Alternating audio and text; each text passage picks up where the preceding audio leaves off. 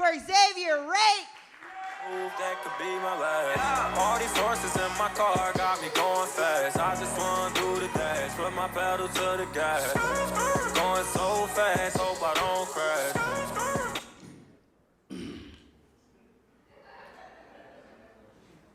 My car is not registered, but I am. Please don't Google me. Because my car, it is registered. When I was 4, I was diagnosed with ADHD, which is the same thing as ADD, except in high definition. I was prescribed a pill, Ritalin. It's the first pill I ever fell in love with. The second pill I ever fell in love with was Percocet. And the pill I'm in love with the most right now is the Plan B pill. You don't want me getting you pregnant. You'll have 2 kids to support from a previous relationship, so. I discovered a new kink today. Female bodybuilders. Yeah, those muscle milk mommies. You know what I'm talking about? Yeah, I'm into women that can crush watermelons with their thighs. Like, you know what I'm saying? You know? They make me feel safe and sexually aroused at the same time. There's just something about a woman that can bench press me and suck my dick at the same time. You know what I mean? Like, just... Come on, get those reps in, baby. Hell yeah, I'll be your swole mate.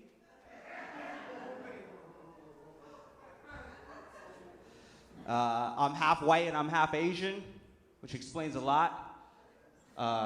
Growing up was a little less passion of the Christ and a little more passion of the rice.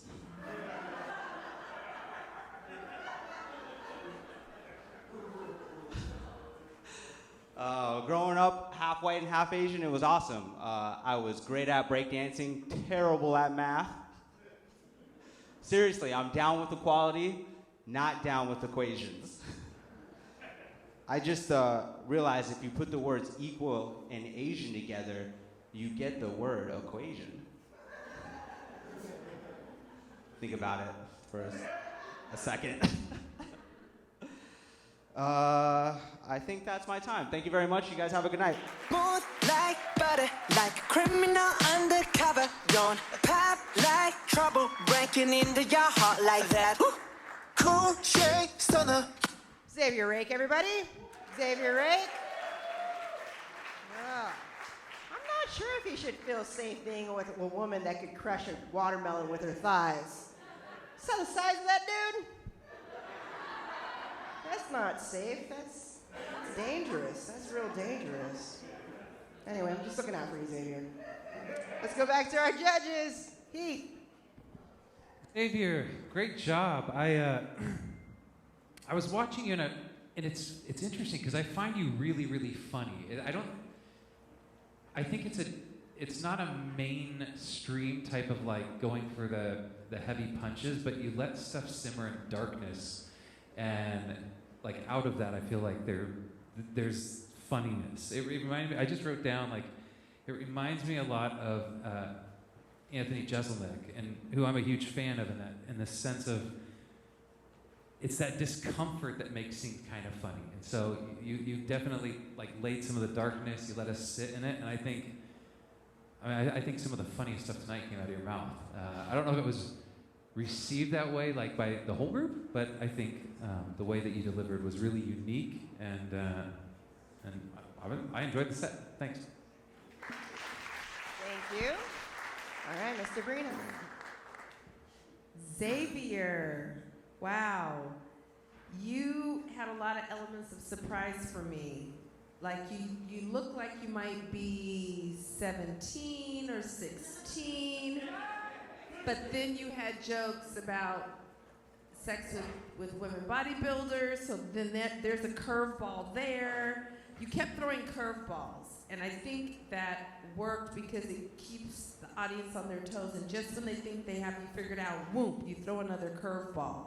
And so that means the breadth of topics that you can cover in a set is more than the average comic might be able to pull off.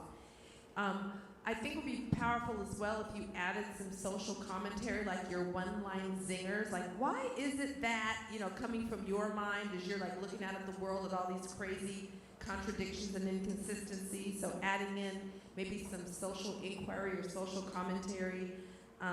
Not big setups, just one-liners that make you go, and laugh after 1 second of thinking about it. So lots of huge potential there. Great job. Thanks. Thank you. All right, Nate. Okay, Xavier. I thought that was great wordplay, man. I love that you explored the stereotypes between being half white, half Asian, and living in your truth there. That was a very strong premise. I think you can build that out and have more scenarios where you use that not just in math. I wanted to see equation hit harder, man. I don't know why it missed. I don't know if it's because we've been in here for an hour and a half or what, but that shit was funny. We take equal and put Asian that equals equation. That shit's funny. Fuck that. That's funny. Give a fuck if they laugh. That's funny.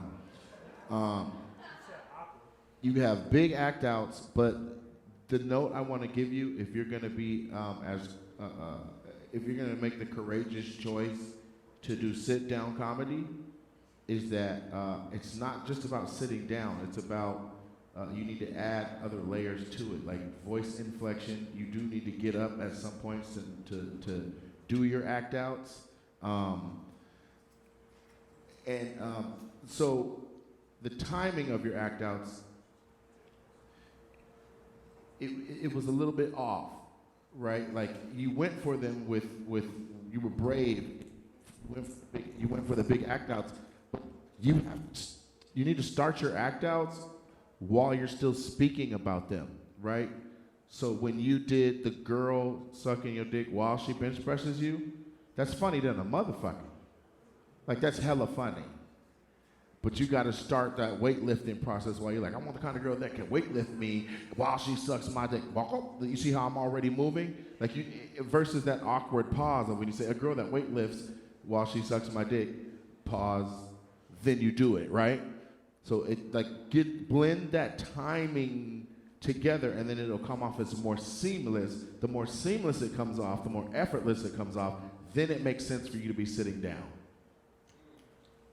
Good set. Thank you.